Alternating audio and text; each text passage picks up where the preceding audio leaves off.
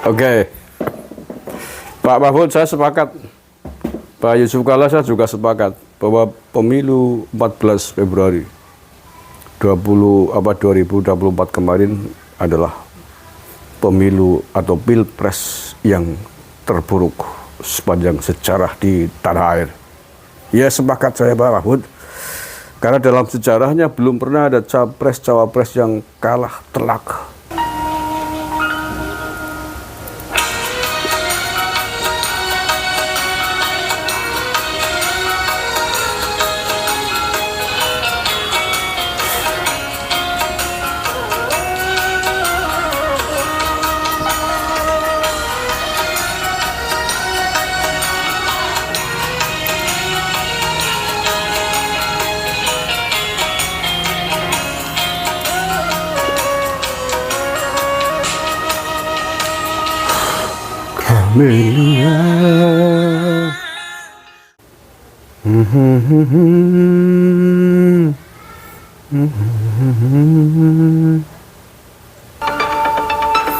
Mahfud MD mengaku sependapat dengan Yusuf Kalla yang menyebut pemilu 2024 adalah yang terburuk dalam sejarah.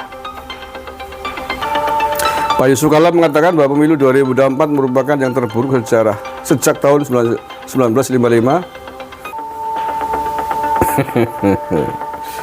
Oke, Pak Mahfud, saya sepakat. Pak Yusuf Kalla, saya juga sepakat bahwa pemilu 14 Februari 2024 kemarin adalah pemilu atau pilpres yang terburuk sepanjang sejarah di tanah air.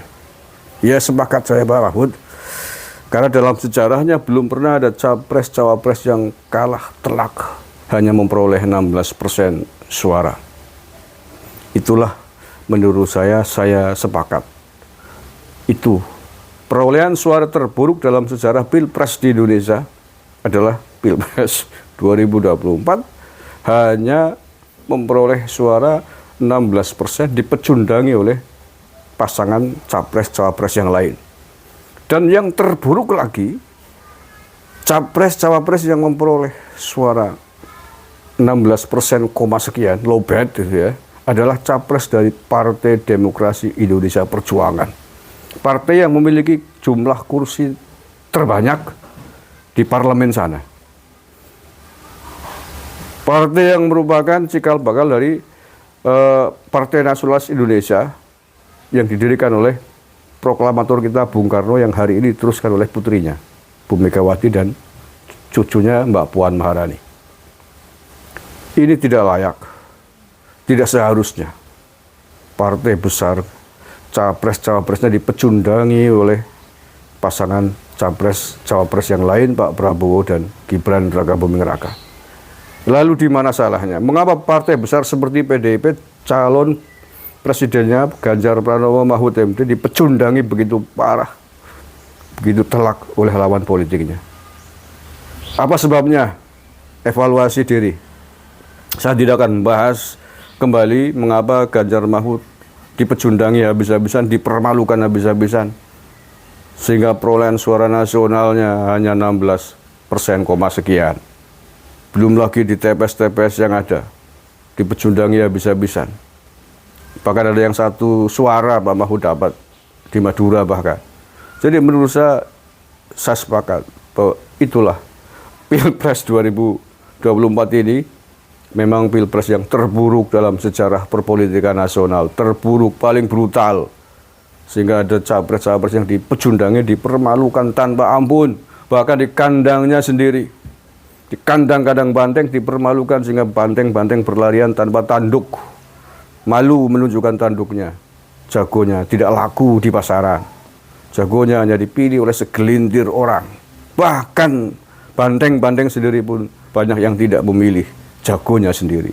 Itulah mengapa Pilpres 2024 ini adalah Pilpres yang sangat buruk, terburuk dan brutal dalam sejarah politik di tanah air. Itu alasan saya setuju tentang pernyataan Pak Yusuf Kalla dan Pak Mahfud MD bahwa pemilu tahun ini adalah pemilu atau Pilpres yang terburuk dan terbrutal dalam sejarah. Terburuk, terbrutal kekalahannya, dipermalukannya, dan seterusnya dan seterusnya. Mau hak angket silakan Pak Mahfud, silakan Pak Yusuf Kalla, hak angketlah sepuas Anda.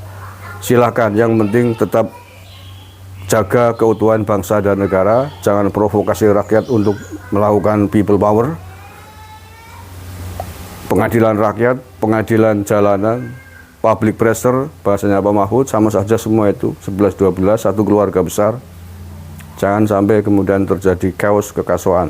Kalau sampai kemudian karena provokasi itu, negara dalam bahaya, terjadi chaos, kekacauan, stabilitas nasional terganggu, pergantian kepemimpinan nasional terganggu, maka panjenengan menjadi orang yang ikut bertanggung jawab dan siap mempertanggungjawabkannya di depan hukum yang berlaku di Indonesia.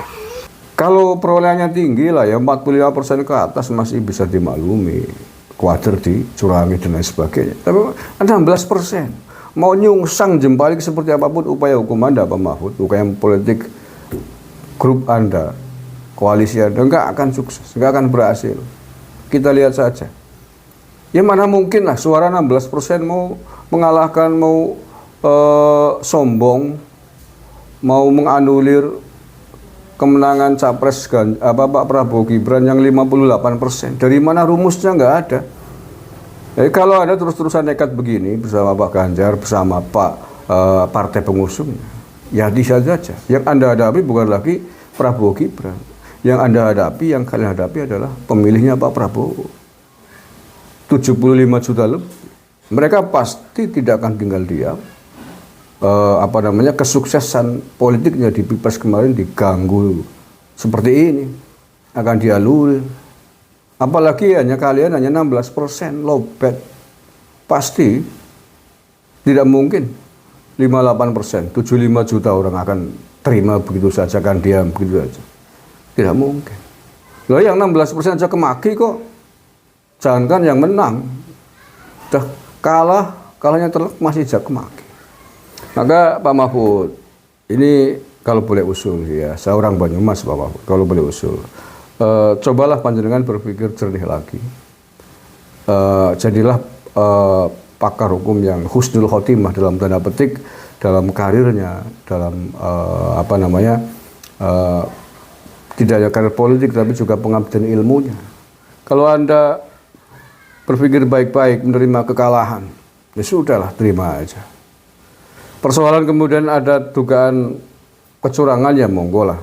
Sepanjang bahwa itu diproses di jalur yang ada, nggak usah hak angket, itu urusan politik.